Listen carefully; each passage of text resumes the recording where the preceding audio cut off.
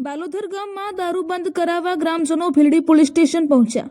સરપંચ અને આગેવાનો તથા ગ્રામજનોએ લિખિતમાં અરજી આપતા પોલીસ તરફથી કડક કાર્યવાહી કરવાની ખાતરી। ડીસા તાલુકાના બાલોધર ગામમાં ગેરકાયદેસર દારૂના વેચાણ અને વપરાશથી સર્જાતી સામાજિક સમસ્યાઓ સામે ગ્રામજનો ભેગા થઈ ભીલડી પોલીસ સ્ટેશનમાં લિખિત રજૂઆત કરવામાં આવી હતી।